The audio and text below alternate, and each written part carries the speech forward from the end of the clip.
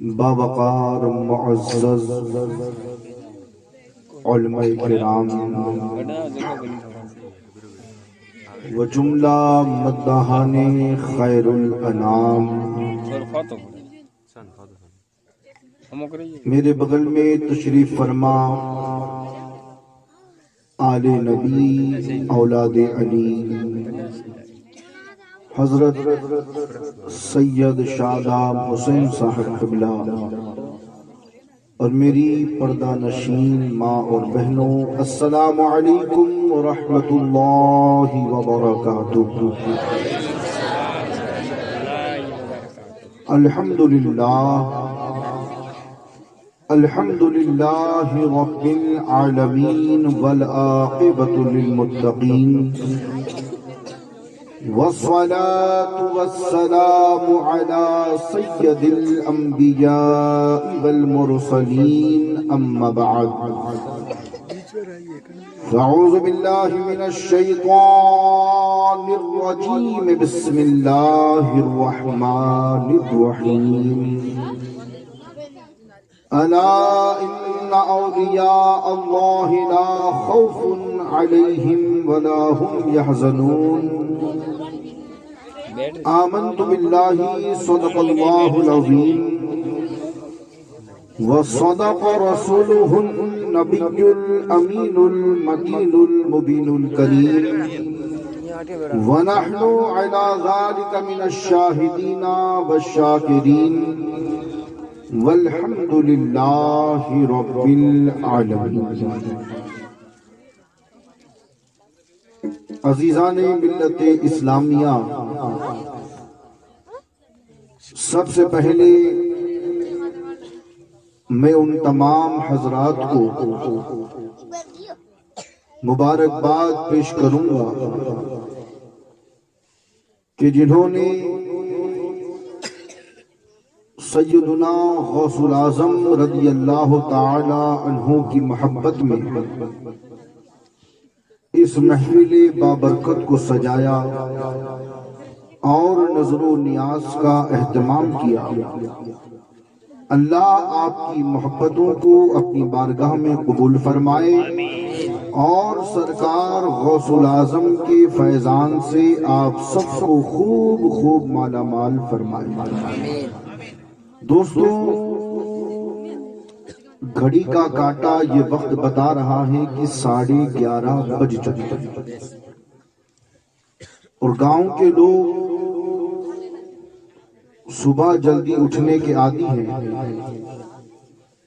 میں چاہتا ہوں کہ اتنی دیر آپ کی خدمت میں رہوں جتنی دیر آپ مجھے برداشت کر سکیں۔ دیکھیے، کسی بھی ٹاپک پر ایک انسان کا جو دماغ ہے وہ صرف 40 منٹ سن سکتا ہے۔ توجہ ہے آپ؟ کالج میں، اسکول میں آپ دیکھتے ہوں گے کہ 1 گھنٹے ایک پیریڈ جو ہوتا ہے وہ 40 منٹ کا ہوتا ہے، کیونکہ ایک ٹاپک پر بندہ صرف 40 منٹ ہی سن سکتا ہے اور اسے یاد رکھ سکتا ہے۔ لیکن اللہ نے نبی اور آل نبی کے ذکر میں وہ برکت رکھی ہے کہ اگر گھنٹوں بھی بولا جائے تو بندے سنتے بھی ہیں اور یاد بھی رکھتے ہیں۔ تو عزیزان گرامی، بات کو آگے بڑھائی جائے اس سے قبل آئیے سب سے پہلے ہم اور آپ سب مل کر سیدہ کے بابا حسنین کریمین کے نانا، ہم سب کے آقا جناب احمد مجتبیٰ محمد مصطفیٰ صلی اللہ علیہ وسلم کی بارگاہ بے کس پناہ میں انتہائی عقیدت اور محبت کے ساتھ بآواز بلند درود پاک کا نذرانہ پیش فرما دیں۔ پڑھیں اللہم صلی علی سیدنا شفیعنا و مولانا محمد وعلا آل محمد وبارک وسلم، صلو علیہ صلاۃ و سلاما علیک یا رسول اللہ صلی اللہ علیہ وسلم۔ پورا مجمع بآواز بلند صلی اللہ علی النبی الامی وآلہ صلی اللہ علیہ وسلم، صلاۃ و سلاما علیک یا رسول اللہ صلی اللہ علیہ وآلہ وسلم۔ عزیزان گرامی، ایک شعر آپ کی خدمت میں نظر ہے، میں نقیب اجلاس اور تمام علماء کی بھی توجہ چاہتا ہوں، اور انشاءاللہ اسی شعر پر میرا خطاب بھی مبنی ہے۔ شاعر نے کہا کہ غوث کو یا غوث کہتے کہتے ہو جاتے ہیں غوث۔ سبحان اللہ۔ پورا مجمع ایسے نہیں، سبحان اللہ، تقریر کی نہیں جاتی ہے، کروائی جاتی ہے۔ بے شک، سبحان اللہ۔ تو آپ جیسی کروائیں گے ویسی تقریر میں کریں گے۔ غوث کو یا غوث کہتے کہتے ہو جاتے ہیں غوث، اور خواجگی مل جاتی ہے خواجہ کا دم بھر کے تو دیکھ۔ عزیزان ملت اسلامیہ، بڑی تیزی کے ساتھ ٹو دا پوائنٹ آپ کی خدمت میں حاضر ہوں۔ جن لوگوں نے سرکار غوث الاعظم رضی اللہ تعالی عنہ کی محبت میں اس محفل کو سجایا ہے، آپ سب جانتے ہیں کہ سرکار غوث الاعظم آل نبی ہیں، اولاد علی، اور اللہ کے رسول صلی اللہ علیہ وسلم کی مشہور حدیث مبارکہ جو میں آج آپ کی خدمت میں عرض کرنا چاہتا ہوں۔ کتاب کا نام ہے المودۃ فی القربہ، لکھنے والے ہیں علامہ سید میر علی ہمدانی رحمۃ اللہ علیہ۔ بھئی ایمانداری سے بتاؤ، یہ جو محفلیں سجائی جاتی ہیں اس کا مقصد کیا ہوتا ہے؟ تو آپ کہیں گے کہ اس کا مقصد ہوتا ہے کہ ہمیں اس محفل کی برکتیں حاصل ہوں، جس کی نام سے سجائی گئی ہے، جس کے نام سے نسبت ہے، اس کا فیض ملے۔ تو اللہ کے رسول صلی اللہ علیہ وسلم نے ارشاد فرمایا کہ جس مقام پر، جس جگہ، جس قصبے میں، جس شہر میں نبی اور آل نبی کا ذکر ہوتا ہے، سبحان اللہ۔ بھائی غوث اعظم آل نبی ہے یا نہیں ہے نا؟ تو انہی کی محفل ہے نا یہ۔ تو اللہ کے رسول نے ارشاد فرمایا کہ جس مقام پر نبی اور آل نبی کا ذکر ہوتا ہے، اللہ رب العزت اس مقام پر فرشتوں کو نازل فرماتا ہے۔ سبحان اللہ۔ اور تمام فرشتے اس محفل میں شرکت کرتے ہیں، اور جو کچھ بیان ہوتا ہے بیٹھ کر کے سنتے بھی ہیں۔ اور آگے رسول خدا نے فرمایا کہ جب محفل برخاست ہو جاتی ہے اور لوگ اپنے گھروں میں لوٹ آتے ہیں، تو پھر وہ فرشتے آسمان پر چلے جاتے ہیں، اور جب وہ آسمان پر پہنچتے ہیں نا تو دوسرے فرشتے پوچھتے ہیں کہ اے فرشتوں کہاں سے آ رہے ہو؟ وہ کہتے ہیں آج پوچھ رہے ہو سبب کیا ہے؟ تو وہ جواب دیتے ہیں کہ جب سے آئے ہو تمہارے اندر سے ایسی خوشبو آ رہی ہے جو آج سے پہلے ہم نے کبھی نہیں سنگی۔ وہ کہتے ہیں جواب یہ ہے کہ ہم اس جگہ سے آ رہے ہیں جہاں نبی اور آل نبی کا ذکر ہو رہا تھا۔ تو وہ فرشتے کہتے ہیں پھر ہمیں بھی وہاں پر لے کر کے چلو۔ تو وہ جواب میں کہتے ہیں کہ اب وہاں پر کوئی شخص نہیں ہے، محفل برخاست ہو گئی، لوگ اپنے گھروں میں پلٹ گئے۔ تو وہ جواباً کہتے ہیں کہ ہمیں محفل سے مطلب، ہمیں لوگوں سے مطلب نہیں ہے، ہمیں اس محفل سے مطلب ہے، ہمیں اس جگہ سے مطلب ہے جہاں نبی اور آل نبی کا ذکر ہو رہا ہے۔ واہ واہ، سبحان اللہ۔ نعرہ تکبیر، نعرہ رسالت، فیضان سادات کرام، فیضان غوث اعظم۔ ہمیں اس جگہ سے مطلب ہے جہاں نبی اور آل نبی کا ذکر ہو رہا تھا، تاکہ ہم بھی وہاں پر پہنچے اور اللہ ہمیں ایسی خوشبو عطا فرمائے۔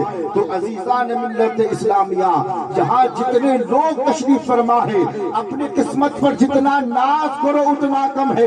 آج ہم یہاں بیٹھ کر علی کی اولاد سیدنا شیخ عبد القادر جیلانی کا ذکر کر رہے ہیں، اور ہمارا ایمان تو یہ کہتا ہے کہ صرف یہاں پر ہم نہیں नहीं बैठे हैं बल्कि फरिश्तों का नुज़ूल भी हुआ है।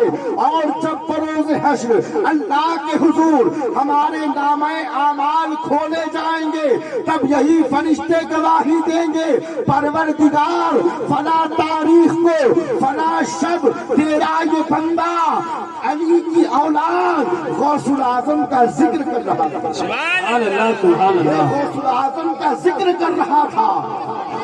ऐ मौला इसे तेरे महबूब बंदे के सदके में बख्श दे। सुभान अल्लाह, सुभान अल्लाह। तो ये हमारे लिए और आपके लिए सआदत की बात है। और याद रखो गौस की महफिल में कोई अपनी मर्जी से नहीं आता। बोलो सुभान अल्लाह। मैं बहुत तेजी से बात करूंगा। गौस की महफिल में कोई अपनी मर्जी से नहीं आता। गौस पाक फरमाते हैं कि मेरा नाम कोई उस वक्त तक नहीं ले सकता जब तक कि मैं उसे इजाजत न दूं। सुभान अल्लाह, सुभान अल्लाह। गौस आज़म ने क्या फरमाया कि मेरा नाम कोई उस वक्त तक नहीं ले सकता जब तक मैं इजाजत न दूं। तो आज यहाँ बैठ कर देता वाले जो गौसे पाक का नाम ले रहे हैं, या गौस कर रहे हैं, या अब्दुल कादिर कर रहे हैं, इसके पीछे की वजह ये है कि बगदाद से गौसे पाक ने हमें इजाजत दे दी है कि हम यहाँ बैठे और अब्दुल कादिर जिलानी सुभान अल्लाह, सुभान अल्लाह, माशा अल्लाह, लाजवाब। इजाजत के बगैर कुछ नहीं हो सकता। तो आपका और हमारा यहाँ गौसे आजम को याद करना ये इस बात की दलील है कि मेरे गौस ने हमें इजाजत दे दी है। और याद रखो दोस्तों, काम की बात बताता हूँ आपको, अल्लाह रब्बुल इज्जत ने मेरे गौसे पाक के नाम को वो मर्तबा अता फरमाया। तवज्जो इधर रखो। अल्लाह ने मेरे गौसे पाक के नाम को वो मकाम और वो मर्तबा अता फरमाया कि बुजुर्गान दीन लिखते हैं कि गौसे पाक का नाम इसमें आजम के बराबर है। शेर को देखिएगा,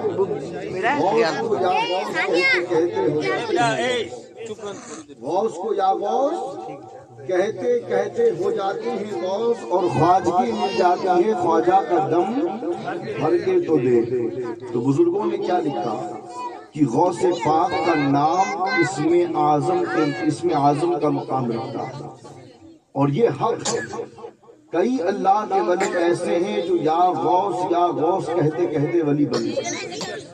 अजीजान गिरामी, आप कहेंगे कि गौसे पाक का नाम इसमें आजम कैसे?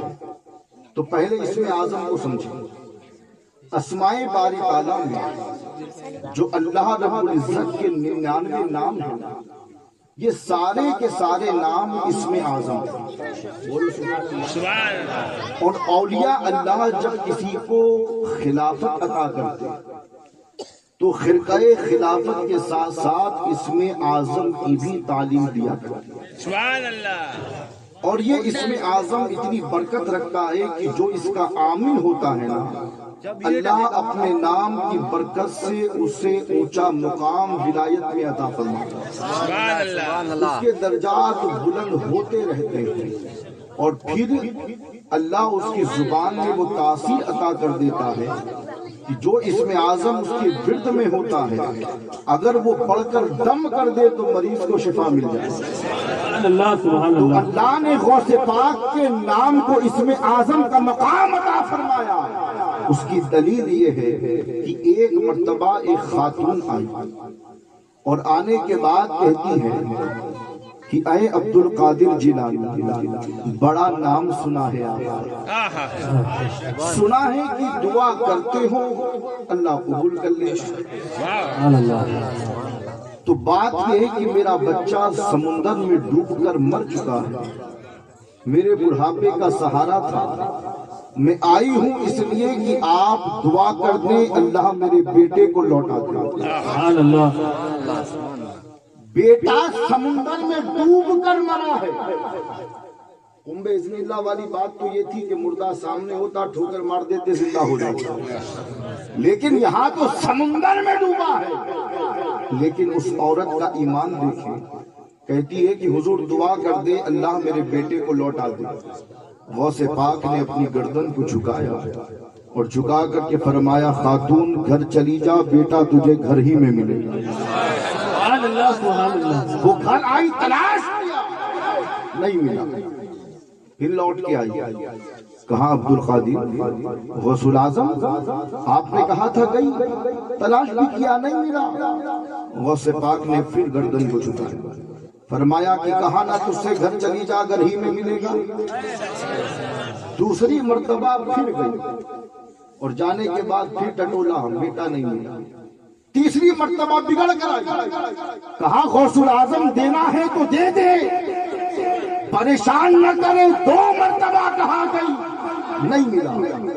गौसे पाक ने फिर गर्दन को झुकाया और तीसरी मर्तबा जलाल में फरमाया, खातून तुझसे कहा ना मैंने घर चली जा, तेरा बेटा घर ही में मिलेगा।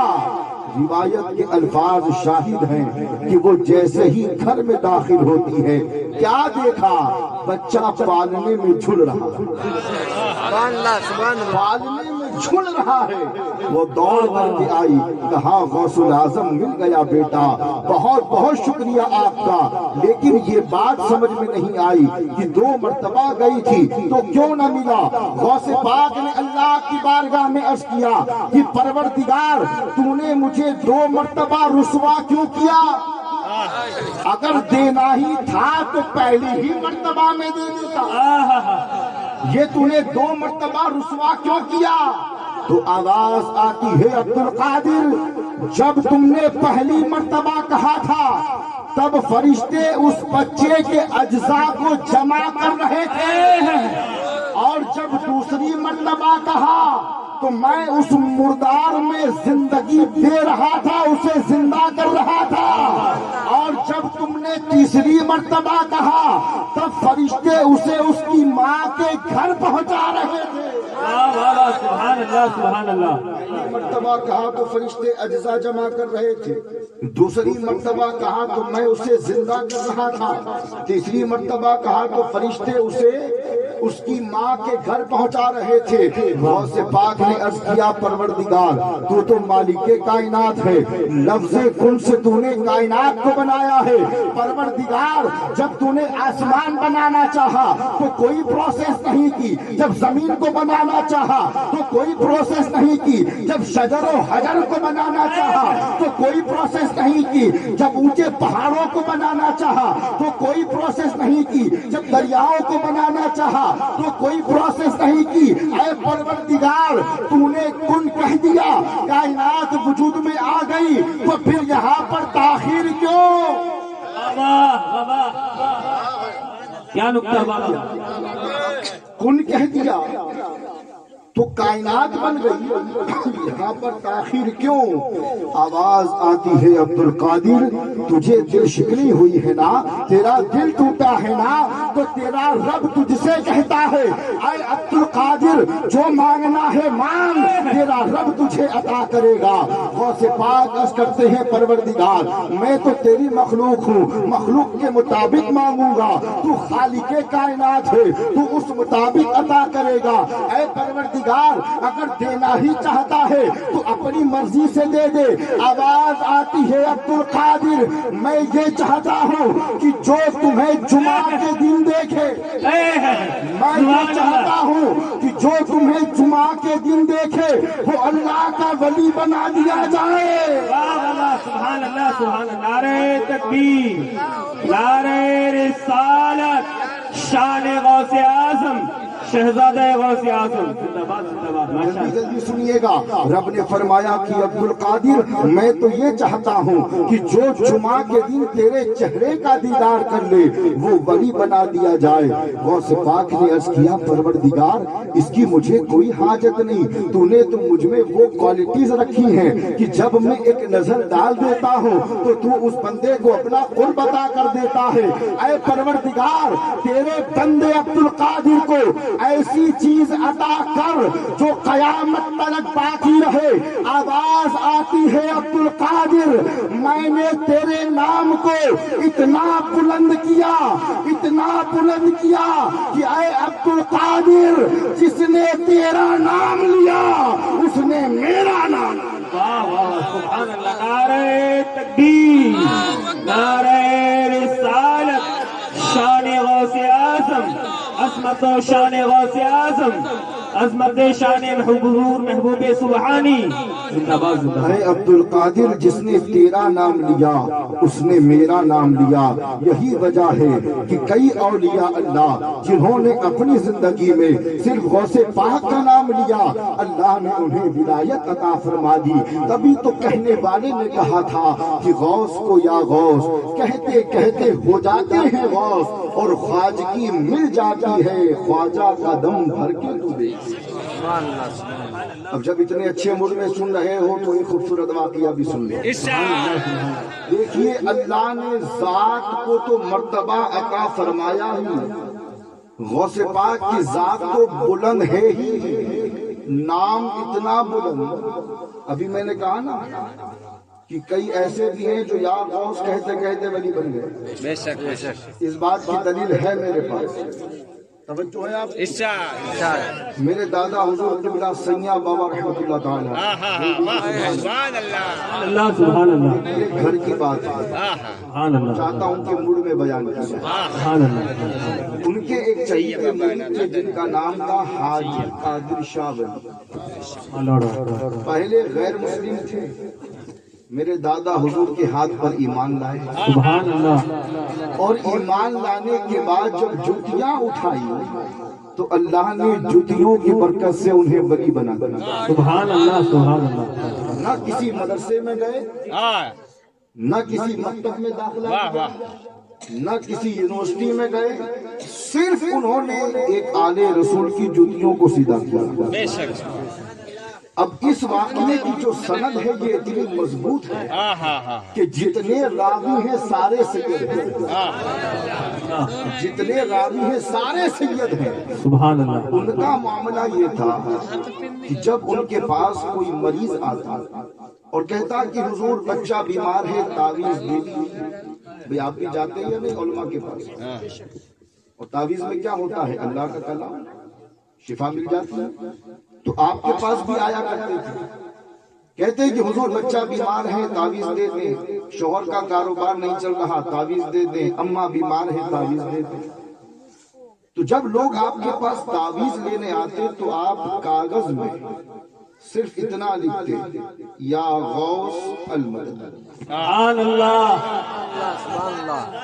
صرف غوث پاک کا نام لکھتے اور لپیٹ کر کے اس کو دے دیتے، اور سامنے والے کا کام بھی بن جاتا ہے۔ سبحان اللہ، سبحان اللہ، تو ایک مرتبہ کسی شخص نے دیکھنا چاہا کہ آخر دیکھوں تو صحیح کہ تعویذ میں ایسا لکھتے کیا ہے کہ جو آتا ہے شفا پا کے جاتا ہے، جو آتا ہے بگڑی بنا کے جاتا ہے۔